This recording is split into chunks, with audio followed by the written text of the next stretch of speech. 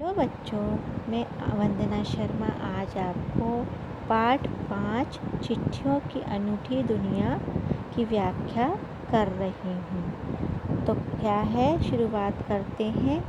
पत्रों की दुनिया भी अजीबोगरीब है और उसकी उपयोगिता हमेशा बनी रहती है। पत्र जो काम कर सकते हैं वह संचार का आधुनिकतम साधन नहीं कर सकता है। पत्रों की दुनिया अजीब गरीब है, ये बात सच है। उसकी उपयोगिता वह इतनी उपयोगी रहती है और वह हमेशा बनी रहती है। पत्र जो काम कर सकते हैं वह हमारे आज की आधुनिकतम मॉडर्न संचार व्यवस्था, संचार सुविधा नहीं कर सकती है। पत्र जैसा संतोष फ़ोन या एसएमएस का संदेश कहाँ दे सकता है।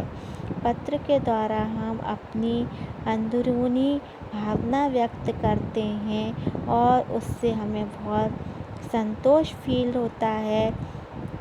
एसएमएस का संदेश हमें ये सब कहाँ दे सकता है।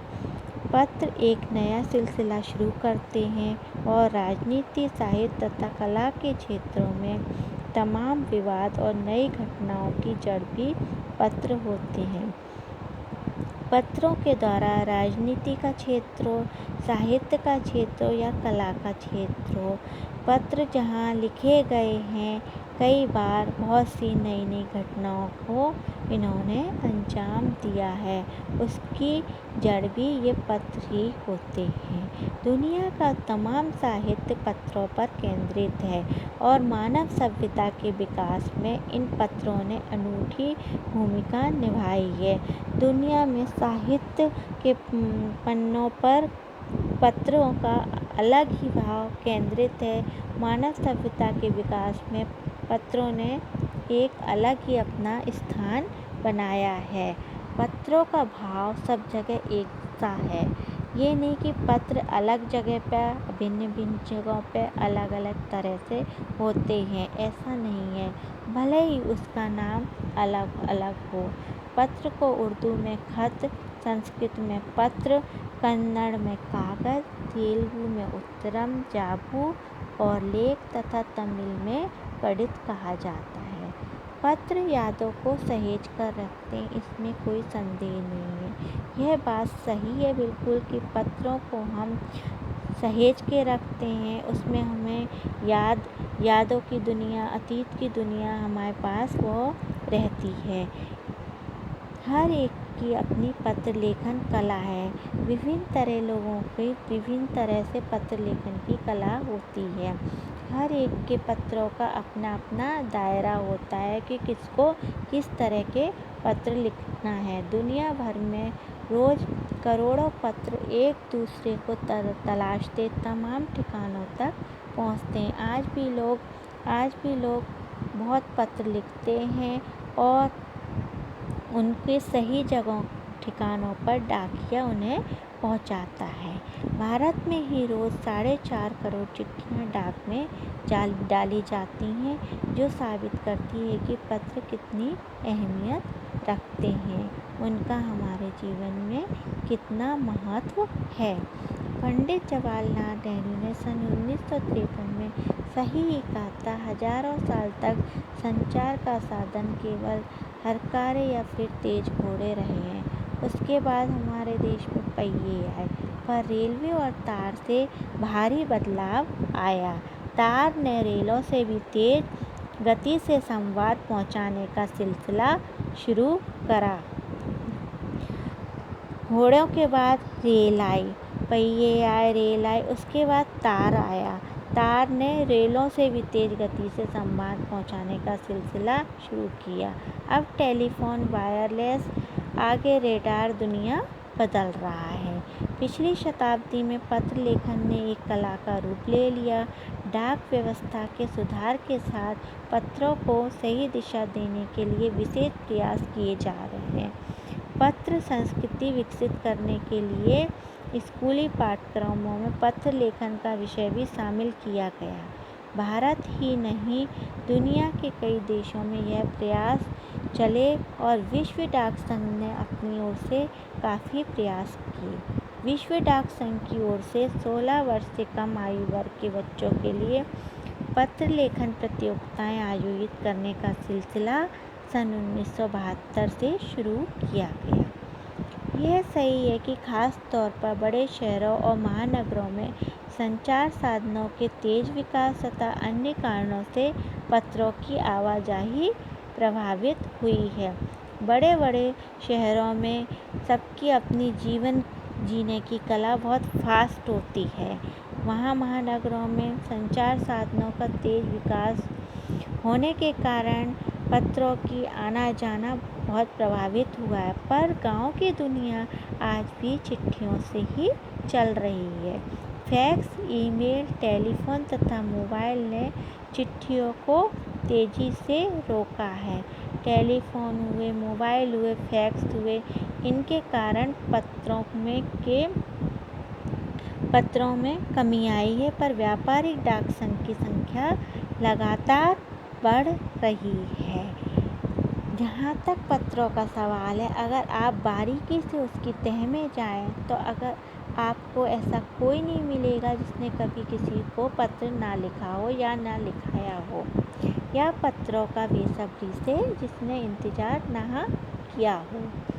पत्रों का जहाँ तक सवाल है, अगर आप किसी से बारीकी से पूछें कि आपने जीवन में कभी कोई पत्र लिखा है कि नहीं लिखा है, तो वाकई ये बात सच है कि कभी न कभी तो उसने पत्र लिखा ही होगा, चाहे वो पाठ्यक्रम में लिखने का पत्र हो या ऐसे लिखने का पत्र हो।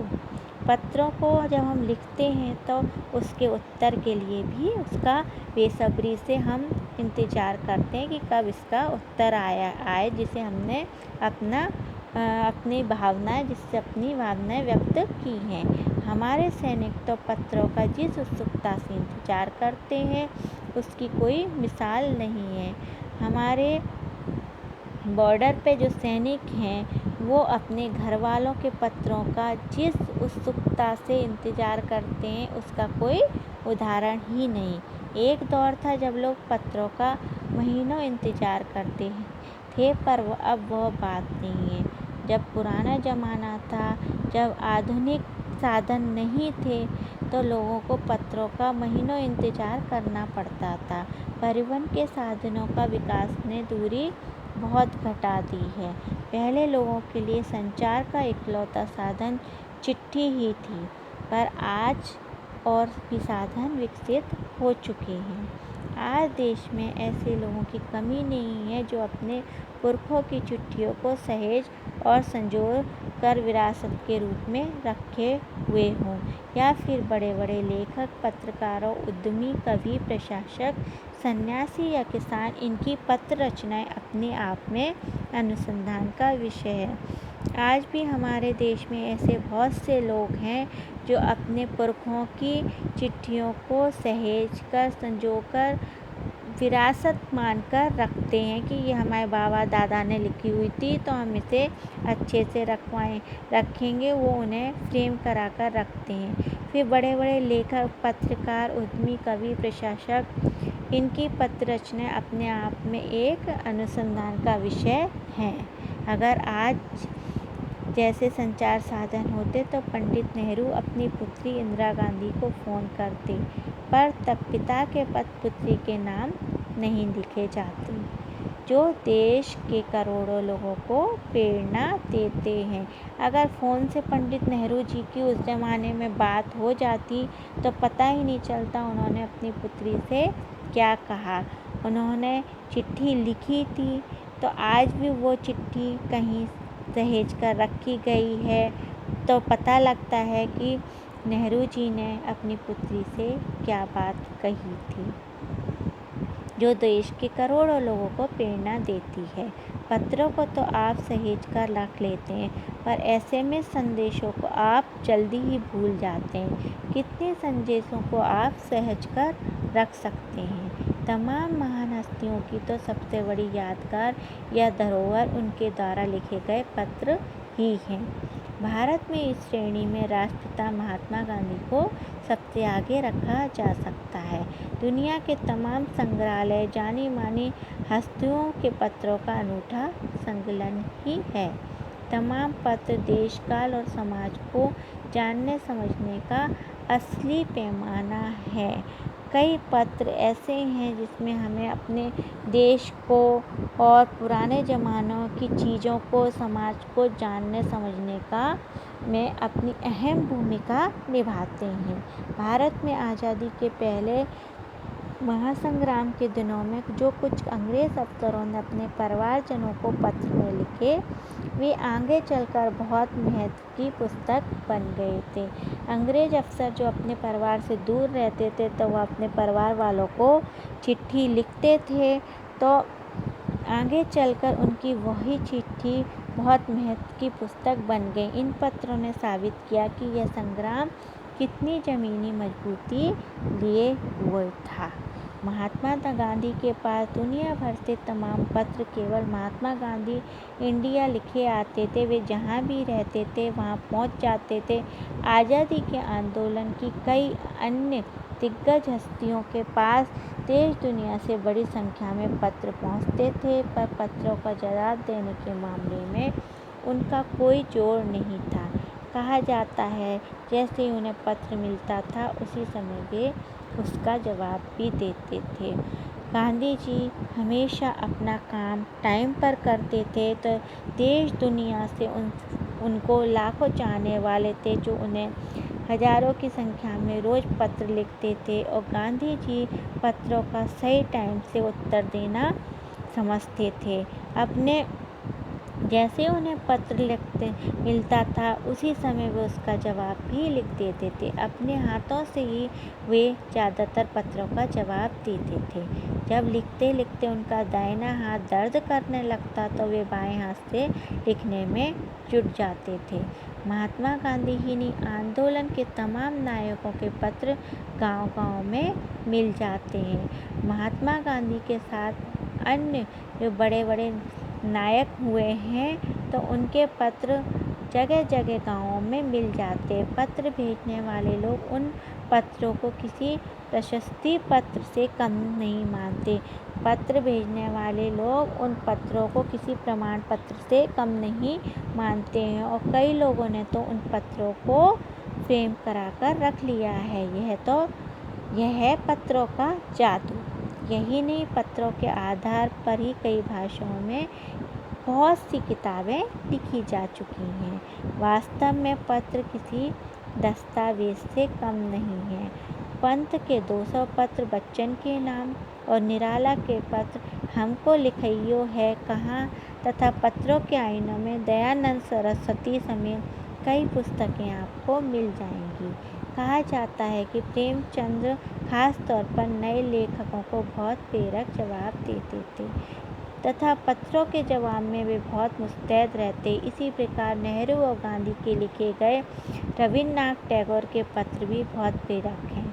महात्मा और कवि के नाम से महात्मा गांधी और रविन्द्रनाथ टैगोर के बीच सन 1915 से 1941 के बीच का पत्राचार का संग्रह प्रकाशित हुआ, जिसमें बहुत से नए तथ्यों और उनकी मनोदशा का लेखा जोखा मिलता है। ये पत्राचार के ही कारण हमें संभव हो पाया है। पत्र व्यवहार की परंपरा भारत में बहुत पुरानी है, पर इसका असली विकास आज़ादी के बाद ही हुआ है। तमाम सरकारी विभागों की तुलना सबसे ज़्यादा गुडविल डाक विभाग की ही है। इसकी एक खास वजह यह भी है कि वह लोगों को जोड़ने का काम करता है। घर घर तक इसकी पहुंच है।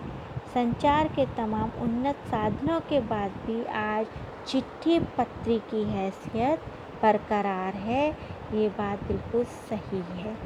शहरी इलाकों में आलीशान हवेलियाँ हों या फिर झोपड़पट्टी में रह रहे लोग, दुर्गम जंगलों से घिरे गांव हो या फिर बर्फबारी के बीच जी रहे पहाड़ों के लोग, समुद्र तट पर रह रहे मछुआरे हों या फिर रेगिस्तान की ढाणियों में रह रहे लोग आज भी खतों का ही सबसे अधिक बेसब्री से इंतज़ार होता है। आलीशान हवेली, झोपड़पट्टी या फिर कहीं दुर्गम जंगलों में घिरे लोगों, बर्फबारी के बीच जी रहे लोगों, कैसे भी लोग हों, मछुआरे हों, आज भी लोग खतों का बेसब्री से इंतज़ार करते हैं। वहाँ तक अन्य सुविधाएं नहीं पहुँच पाती तो ये लोग अपने खतों का इंतज़ार करते हैं। एक दो नहीं, करोड़ों लोग खतों और अन्य सेवाओं के लिए रोज़ भारतीय डाकघरों के दरवाज़ों तक पहुँचते हैं। इसकी बहुआयामी भूमिका नज़र आ रही है। दूर देहात में लाखों गरीब लोग घरों में चूल्हे मनी ऑर्डर अर्थव्यवस्थाओं से ही चलते हैं। मनी ऑर्डर की व्यवस्थाओं से ही गरीब घरों के चूल्हे जलते हैं। उनके बाहर उनके घर के लोग नौकरी करने जाते हैं तो वे अपने घर परिवार के लोगों को मनी ऑर्डर भेजते हैं, जिससे उनका खर्चा चलता है। गांव या गरीब बस्तियों में चिट्ठी या मनी ऑर्डर लेकर पहुंचाने वाला डाकिया देवदूत के रूप में देखा जाता है। गांव गरीब बस्तियों में डाकिया जब चिट्ठी लेकर जाता है तो गरीब लोगों के लिए वह भगवान के समान होता है। तो बच्चों, आशा है कि आपको चिट्ठियों की अनूठी दुनिया का यह व्याख्या एक्सप्लेनेशन समझ आया होगा। और इसको लिखने वाले लेखक थे अरविंद कुमार सिंह। तो बच्चों, यहीं अपना पाठ 5 समाप्त होता है। मैं अगले भाग में आपको शब्दार्थ व प्रश्न अभ्यास लेकर आऊँगी। तो तब तक के लिए बाय।